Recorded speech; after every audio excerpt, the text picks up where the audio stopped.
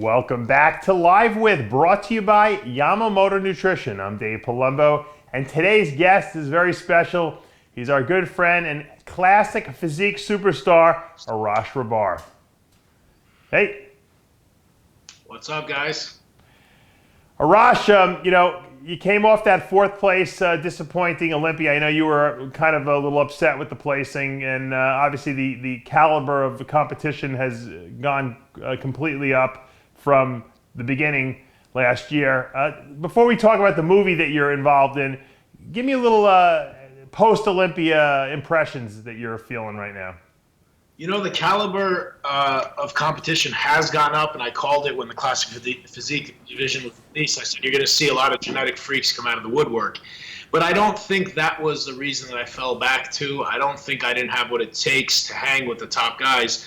I think I progressed immensely from last year. I'm a better bodybuilder as a whole, but I just didn't nail it that day. You guys know that, you know better than anyone, that bodybuilding is an art and a science, more importantly. And I was flat and soft on Friday morning of prejudging. That's it. End of story. Right. There's nothing else to be said. You know, I didn't deserve any better than fourth. I wasn't popping. I was dehydrated. I was not fully carved up. Didn't have enough time. The last week was rough. You know, there's no excuses. We all have a similar schedule, but you live and you learn. And, you know, you guys out there are supporting me. I love everyone, and I appreciate it. And you guys look at me as one of the top guys in the world in classic physique. But the truth is that to some degree, even though I've been bodybuilding for 23 years, to some degree is competitively in bodybuilding, I'm a novice. That was my fourth bodybuilding show. I did the Pittsburgh Pro, New York Pro, Olympia 2016, and then Olympia 2017. So I'm still learning, and I won't make the mistake that I made this year again, you know? Will we see you on a stage before the Olympia next year, or are you just saving it all up again? We will see. You know, I think I owe it to myself and I owe it to the fans to compete. I got off the stage and I had my mindset on the Arnold, and they said there was no Arnold. And then just recently they decided to do it. So we are going to, in fact, have an Arnold in Ohio in March for the first time ever, Classic Physique. So I'm debating on doing that. Well, I think what's important is that, that there is an Arnold, number one. I know they always do it a year after everyone else kind of starts it.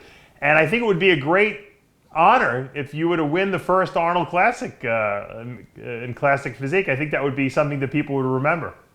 Absolutely. I'm leaning more towards doing it. You know, I feel if I play second or third, you know, it's okay to top three guys to walk into the Olympia, and no one will complain if I did that. But I want to walk into the Olympia with a victory. I would love to take the Arnold for the first time, and also I just this underlying word, redemption. You know, I have to redeem myself after this Olympia. And also the world hasn't seen Arash Rahbar at even 90% in my opinion. Even the Pittsburgh Pro, New York Pro, I won. Olympia in 2016, placed second. I don't think I was anywhere close to my best ever yet. Is it hard for you to get to your best because of the fact that you got to make that weight class? It's not easy making weight, but I think I can do it. I think I can do some things differently and make it without as much issues. I think this year the week of was really rough on my body, and I didn't have enough time to recuperate. It wasn't about time to carb up and become bigger, but the day, we weighed in 17 hours before we stepped on stage. And in retrospect, I could have done some things differently the week of, but I was just dead. I was flat, soft, dehydrated. My body was exhausted. And even from prejudging to the night show, anybody was there that saw, I was maybe a solid 30% better just from taking a nap. Yeah. I didn't do anything. I just slept. I ate very little, had very little fluids, didn't do anything extreme between prejudging and night show, but I slept for about 2 hours and I looked like a different person. Look, I tell everyone, one of my first instructions to give people is after prejudging, I usually send them for a burger and fries and I tell them to take a nap. Because when you sleep, your body puts the food and the water and the salt in the right places, and I think that that's important. A lot of people take that for granted. I know a lot of people don't sleep a lot that last week before a show, and it shows. And then the following week when they go home and they sleep for, every single day, 10 hours a day, they look amazing. So you're right, sleep is important. I think sleep is so. I just woke up right now. I mean, I do that old school 90s bodybuilding where I sleep as much as I can. So I'll sleep after I train. I come home, I eat, and I have the luxury that I can do this, but I sleep. I take a nap. Anywhere from 30 minutes to 2 hours. Right. That's smart. I used to do that back in the day too. Let's talk about the movie Bigger, which is the life story of Joe Weider and Ben Weider. And talk to me a little bit about how you got the part as Frank Zane. To be honest with you, I believe, I don't know this for a fact, I believe I got the part to play Frank Zane in the movie Bigger because of the way I've conducted myself in the past few years. That's my true opinion, Executive producer Dan Solomon wanted to keep the bodybuilding roles in the bodybuilding world, keep it in the family, because there's a ton of actors out there that look like bodybuilders, and they're going to do a better job than acting than me, Sergio, and Calum. No disrespect, but we're not professional actors. Right. But he wanted to keep it in the family, and I love that and I respect it. And they gave me a call and they asked me if I'd like to do it. I didn't ask any questions. I said, of course. I would take any opportunity. Anything in this industry I love doing is, let alone acting in a movie. It's the first Hollywood production film in our bodybuilding world. But a lot of people don't know about the movie. It's not a Pumping Iron or Generation Iron type of movie. It's a Hollywood production. It's a real film. It's not filmed in the gym 24/7. Me, Sergio, and Calum are a small part of the movie. Calum having a much more substantial role. As Arnold Schwarzenegger. Yeah, I shot for 1 day. Calum shot for over a week. So he's got some substantial roles, and I'm very happy for him, man. He's a great guy. I met him for the first time on set, and I think it'll be cool. I think he did a great job, and he really nailed the accent. It's pretty cool listening to him talk. Oh, he actually speaks like Arnold, huh? Like with the accent and all. Yeah, Calum, listen, he's been working on that accent for over a month. He was working on Skype with the person from the movie to help him with the accent, a coach, a speech coach, I guess. And he was talking like that, and I was watching him and everything, and I'm like, oh, it sounded great. But when I walked off set and I heard him doing a take, I was like, you know what? He nailed it. He really did a good job. Wow. He That's good. sounded like him, yeah. You're talking about Calum von Moger plays Arnold Schwarzenegger. Sergio Oliva Jr. plays his dad, Sergio Oliva, and you play Frank Zane, who were three pretty much key figures that were involved in Joe Weider and Arnold's life at that particular time. Now, a lot of people thought that, and myself included, I don't know how you got the part specifically, but did you have to try out? Because I thought Sadiq Hazovic was looking to get that part as well. I don't know if he was looking to get the part. I didn't hear that at all. I think he would have been great for the part, to be honest with you. They just didn't try out for it. They called me. Oh, okay. They called me. Again, I think it's just, this is my opinion. I might be wrong. I think it's just the way I've conducted myself. Every time I've done a photo shoot or anytime I've done anything affiliated in the sport with any magazines or anyone, I'm easy to work with, and I'm not a prima donna. There's a lot of people in this industry that are a little bit like, complain and touchy and aren't willing to do what it takes to make shit happen, so to speak. So I think that's why. I don't know. Maybe there's a different reason. You might know more than me, to be honest with you. They called me, they asked me, I said, sure. When should I be there? And that's it. I hung up the phone. There's more info put out on social media about the movie and my role than I actually knew. So I learn about myself on a daily basis from IG. I'm like, really? I didn't know that about myself. Right. So you get the call. They say we're going to fly you down to the set. So take us through that day that you went down there. Where did you fly into? So we flew into. They shot in Alabama. I think just Alabama, the way the city is, it's easier to have shoot like an old style, because the movie takes place through like a century. It takes place through many, many decades, from the 30s, the 40s, the 50s. So I flew down the day before is fitting. You go out there, there's a bunch of trailers, everyone's running around, and there's a lot of substantial actors and actresses, so there's a lot of like famous actors and actresses in the film. Who'd you meet?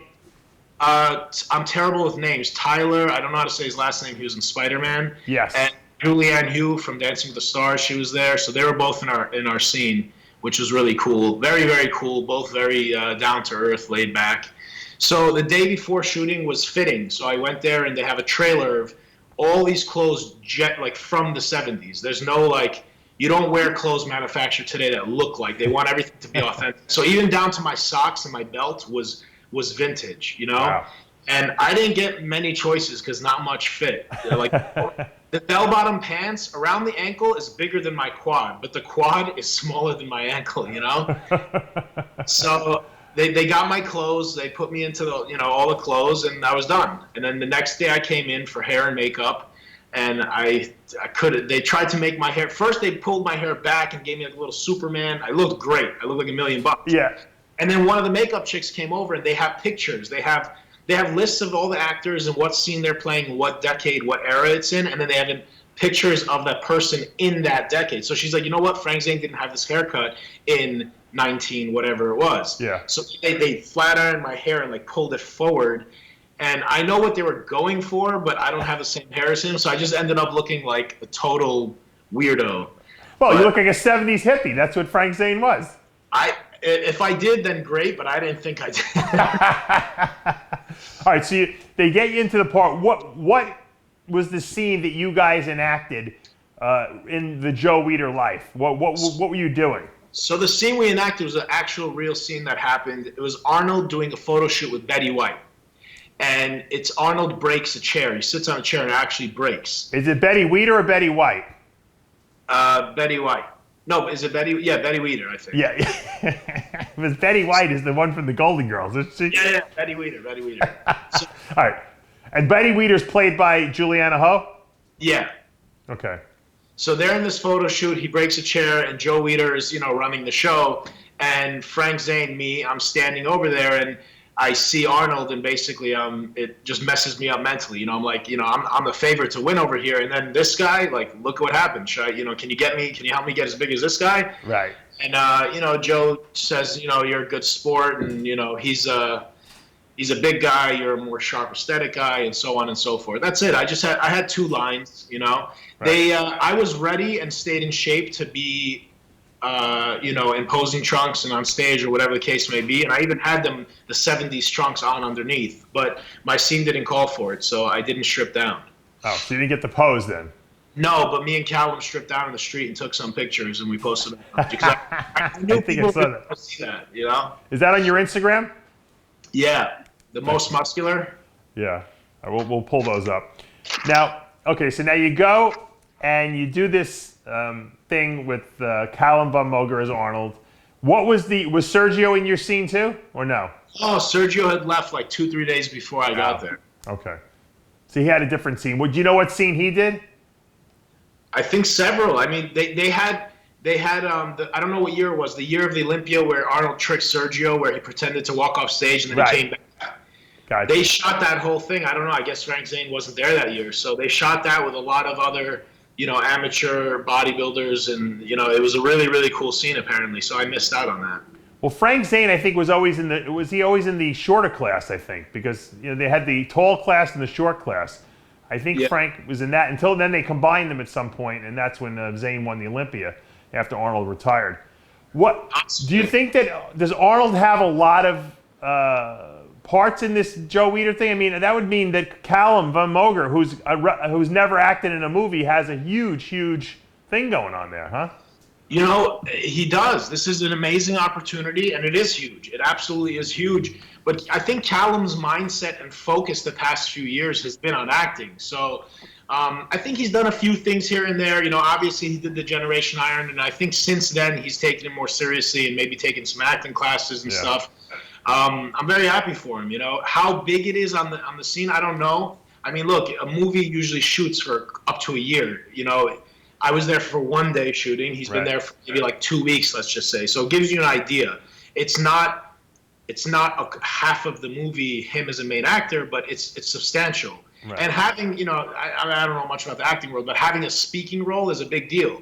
There's guys that are extras in films for like a decade and never get to speak one word. So just having a speaking role is a big deal off the bat. But yeah, I think it's big what Calum has, because again, this is a Hollywood production movie. This isn't like a documentary about our sport.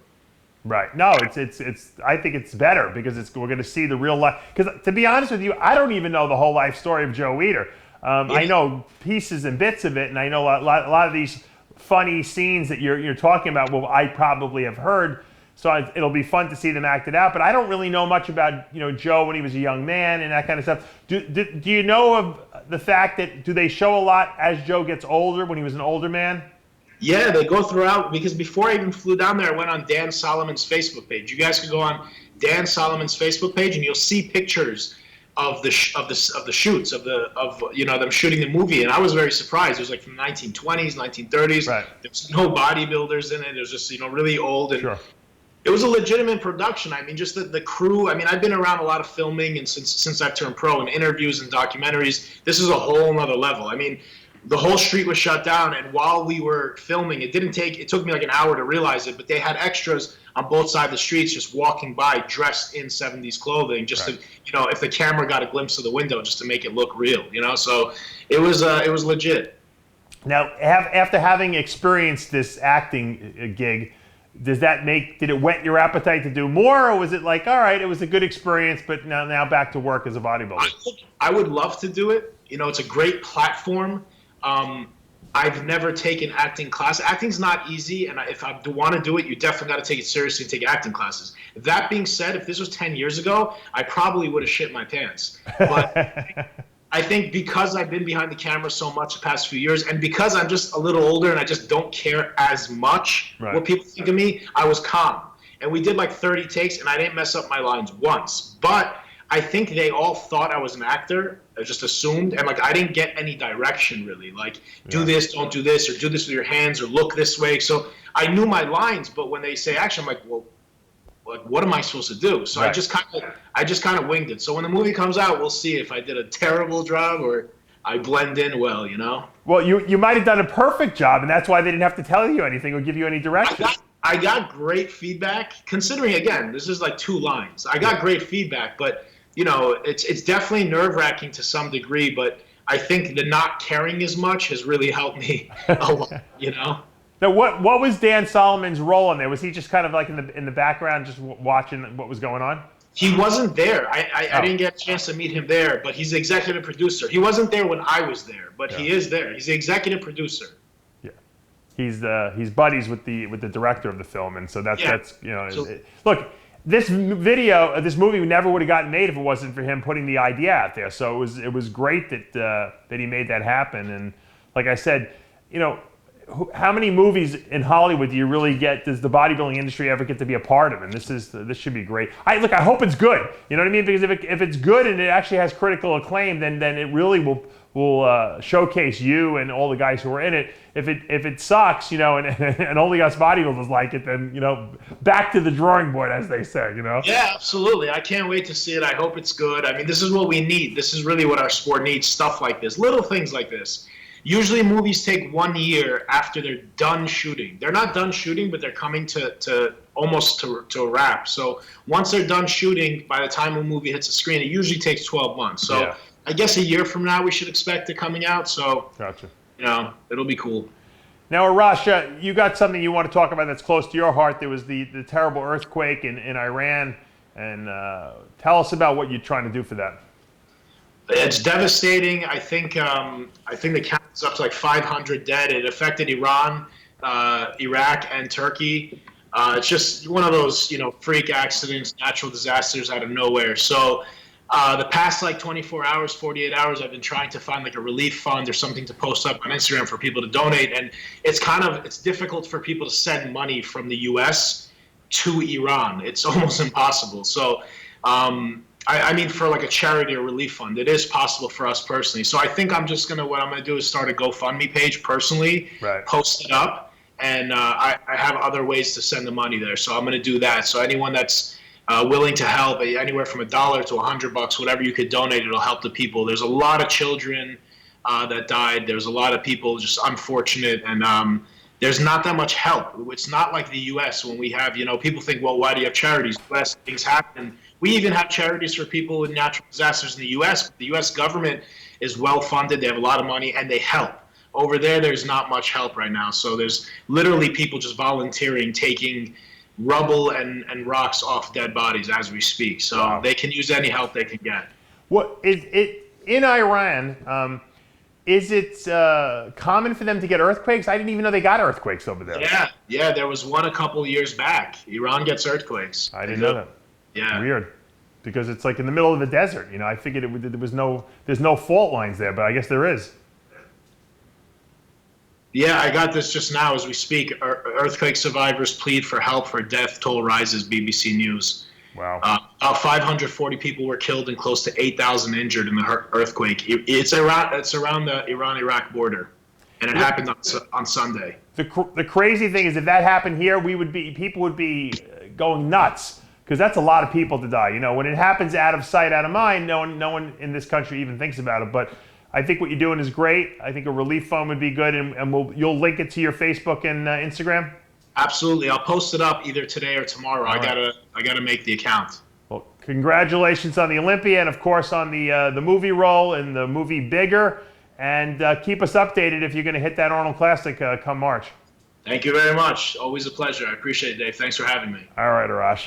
And that'll take us to the end of another episode of Live With, brought to you by Yamamoto Nutrition. I'm Dave Palumbo. We'll see you next time.